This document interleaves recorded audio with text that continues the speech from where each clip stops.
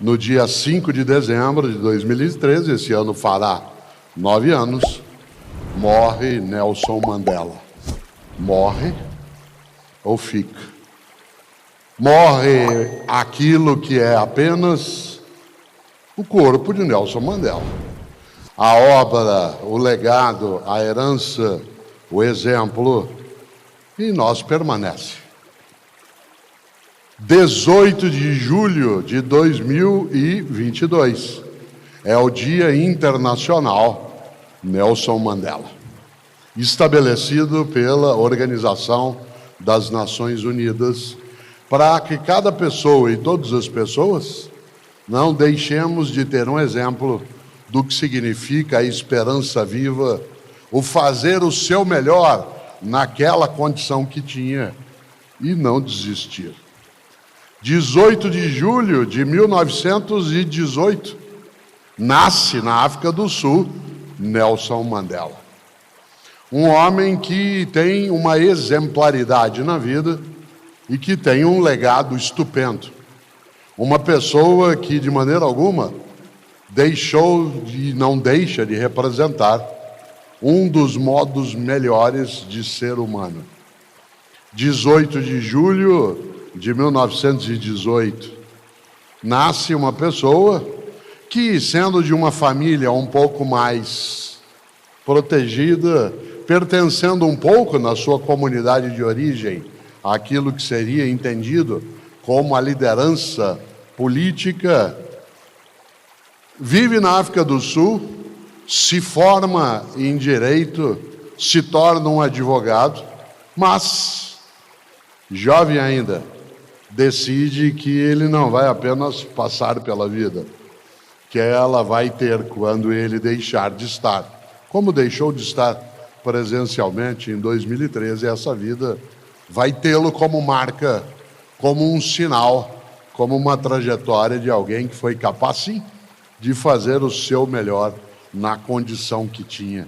Esse homem, ainda jovem, porque não admitia a ideia de que pessoas são diferentes por conta da cor da pele, da religião que praticam, da escolaridade que têm, do lugar de onde vieram. Essa pessoa, Nelson Mandela, ficou 27 anos preso. Não ficou uma semana preso, 2, 10. Ficou 27 anos preso e não desistiu. Nelson Mandela, desses 27 anos preso, numa cela que tinha 5 metros quadrados. Desses 27 anos de prisão, ele ficou 18 desses 27, em vários momentos, numa solitária. E dela só era retirado para ser espancado, humilhado, e não desistiu. Nelson Mandela, assim que foi libertado no ano de 1990, ele que é Nobel da Paz de 1993, Nelson Mandela veio ao Brasil no mês de agosto de 1991. Ele estava com um pouco mais de um ano de sua libertação. E no mês de agosto de 1991, eu fui privilegiado por uma circunstância. Eu era secretário de Educação da cidade de São Paulo. E como ele, vindo a São Paulo, veio visitar também a prefeitura da cidade, eu tive, claro, o privilégio de, como um dos secretários, de poder encontrar Nelson Mandela. E eu conto isso todas as vezes que posso. Ao parar naquela frente daquele homem de 1,90 m, alto, digno, cabelos brancos, bonito, ereto. Quando eu apertei a mão do Nelson Mandela, as minhas pernas bambearam. Porque eu não estava apertando a mão do homem, eu estava apertando a mão da esperança. E não é sempre que a gente aperta a mão da esperança. Eu estava apertando a mão de uma pessoa que deixaria, como deixou, um legado, um ensinamento, uma capacidade de não se diminuir e também não desejar crescer abaixando outras pessoas. Nelson Mandela, 18 de julho de 1918. 104 anos.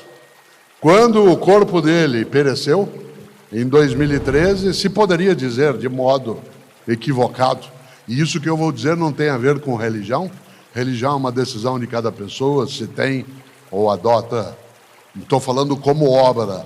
Ele pereceu? Não. Continue em nós a ideia de uma pessoa digna, que tem um legado, que ensinou, repartiu, deu uma das maiores lições da história, quando um dia disse que ninguém nasce preconceituoso, ninguém nasce querendo recusar outra pessoa por causa da cor da pele. As pessoas, disse ele, nascem com a intenção do encontro, do afeto, da proximidade. Mas pouco a pouco, podem sim, ou ser ensinadas de modo ruim, ou aprenderem na convivência, por conveniência, a diminuir outras pessoas. Por isso, quando a gente imagina o que é mediocridade, a gente tem em Nelson Mandela um exemplo exatamente inverso. Nunca medíocre. Jamais ele foi unanimidade. Há várias histórias na trajetória dele que são controversas. Nenhum e nenhuma de nós é imune a essa situação, mas há algo decisivo. Mandela fez o melhor na condição que ele tinha. Afinal, ele seria medíocre se tivesse cedido a uma tentação que talvez eu cedesse. Talvez você cedesse. Talvez quase todas e todos cedêssemos, e algumas pessoas aqui não. Porque 27 anos preso, sofrendo, humilhado, espancado, em nome de uma ideia coletiva de que as pessoas não são diferentes por causa da cor da pele. Quando ele estava 10 anos preso, chegaram para ele e disseram: Nelson,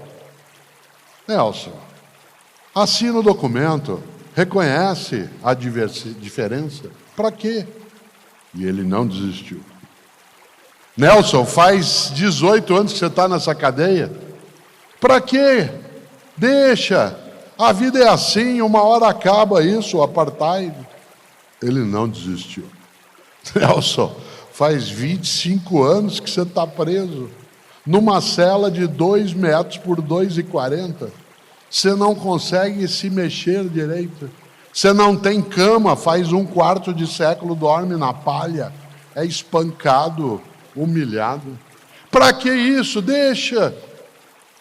Assina lá, você é advogado, tua família tem recurso no meio da comunidade lá.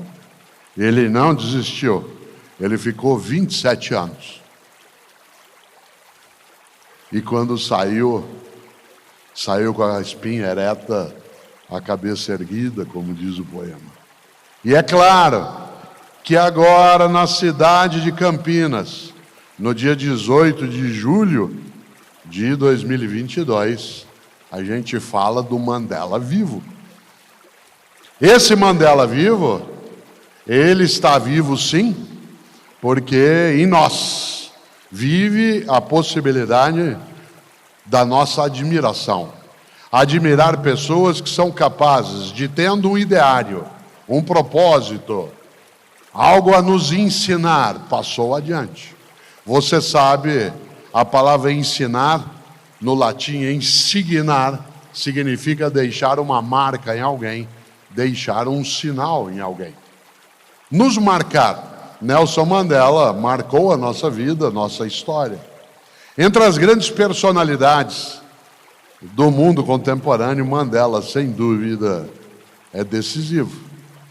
Interessante, porque quando a gente imagina o que é legado, esse legado não precisa ser, claro, e nem será, como Mandela, uma pessoa exuberante, mas pode ser o teu legado, o meu legado, naquilo que a gente sabe, conhece, e a gente passa adiante. Aquilo que a gente faz com que não se perca na nossa trajetória.